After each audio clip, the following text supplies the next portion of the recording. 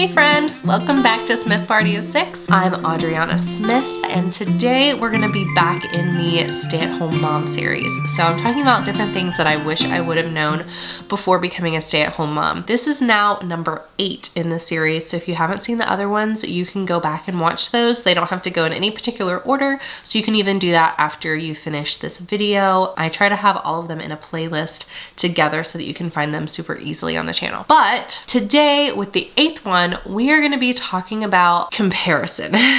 And just like with everything else, comparison completely can kill the way that you feel about being a stay-at-home mom. So just from personal experience, motherhood in general, anytime that I'm choosing to compare myself to another mom who I admire or who I think is doing a great job, I always end up feeling just absolutely terrible afterwards and looking at all the ways that I could be failing or different things that I could be doing better or whatever. So even just with motherhood in general. And I think that that's also true for like working moms versus stay-at-home moms. You know, we both have our reasons for feeling guilty of either, you know, not contributing to the household by being out there in the workforce, or if it's a working mom, they might feel guilty because their kids are in daycare or whatever the case may be. So this element of comparison seems to be something that comes up a lot in motherhood in general, even just within the stay-at-home mom community, or, you know,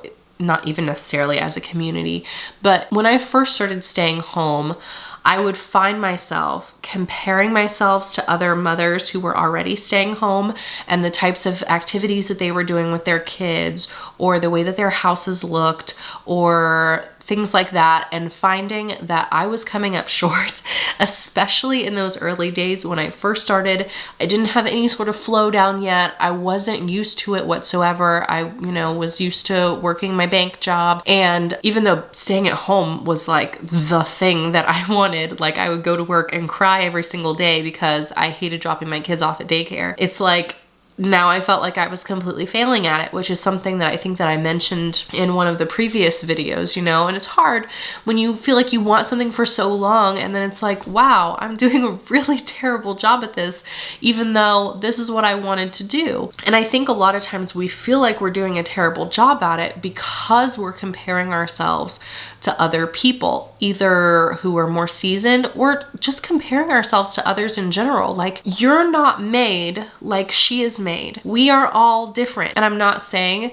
that you can't become the type of stay-at-home mom that you want to be. That's great. It's great to want to better yourself, to want to do certain things with the kids that you don't feel like you have the energy to do now. So like, you want to figure out how to feel like you can give yourself more energy throughout your days, or how to become more patient with your kids, or how to do this or this or this. It's awesome to want to better ourselves.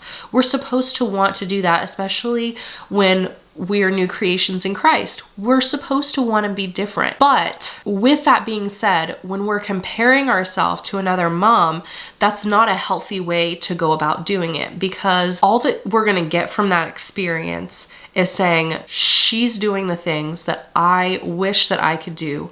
I'm struggling to get to that.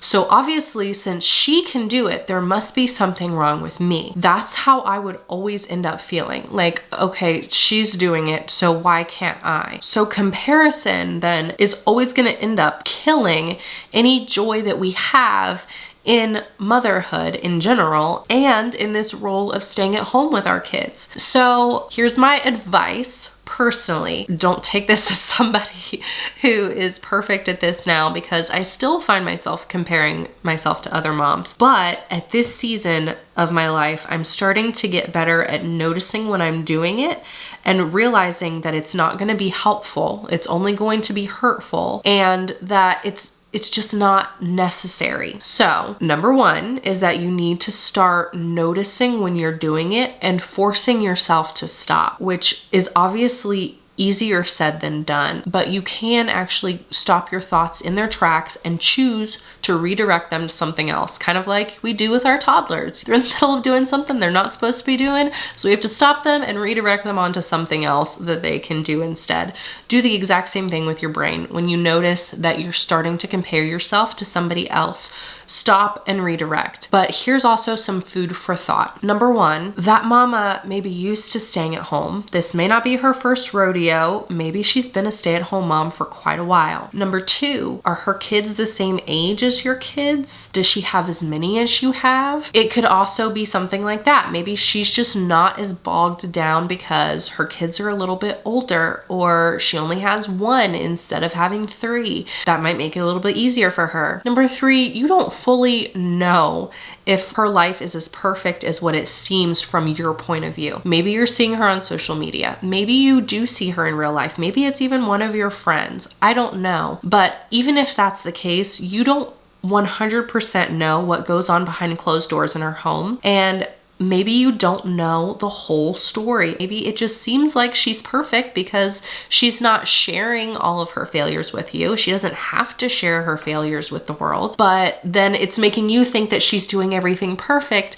even though she definitely has stuff that she's struggling with too. Another good thing to think about is, instead of thinking of her as an adversary, if you're open to do this, you could think of her as a friend or a mentor. Now, not saying that you should expect her to pour a bunch of time into you, but if you see that she does something really well, number one, tell her she does it really well. Tell her that you notice. Be like, oh my goodness, you're so amazing at calming your child down through a tantrum, or with talking them through arguments. Like, how do you do that? So compliment her and then ask her to pass on what she knows to you. Most stay-at-home moms, we want to be able to have interaction with other stay-at-home moms, right? We're used to interacting with our kids the majority of the time. And so I'm sure that most moms would love that. Number one, to hear that they're doing a good job. Like, wouldn't you love to hear that you're doing a good job?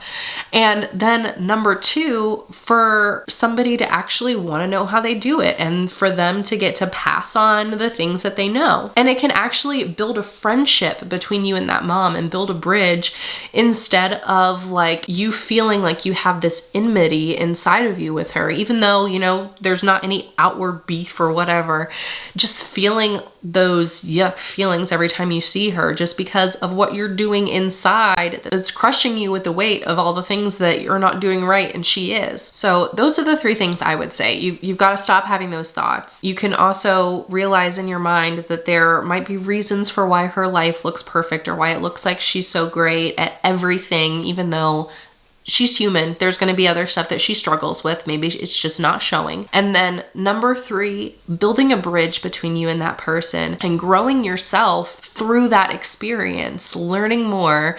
And there's also just something about when you're feeling kind of yicky about somebody, but then you reach out to them in kindness. And I'm not even saying being fake. Don't be fake. Obviously, you're noticing that mom is doing something well. So when you're complimenting her about it, you're truly complimenting her about it. You're truly noticing, like, oh my goodness, how are you doing this? You are so awesome at that. And there's just something about when we choose to have that attitude about it, and when we choose to have that posture about it. So instead of like crushing ourselves, we're elevating another mom. And there's something about that like lifts our own mood and kind of lifts our own heart out of like the dirt and the yuck. And I will 100% take that any day over the feelings that I get whenever I'm comparing myself. All right, y'all, if you like this video, don't forget to give it a thumbs up. Subscribe if you like videos like this. I also do homeschooling videos too, if that's something that you're into or possibly interested in. And you can also turn on that bell notification if you want to be notified every single time that I upload a new video. Catch you guys next time. Bye.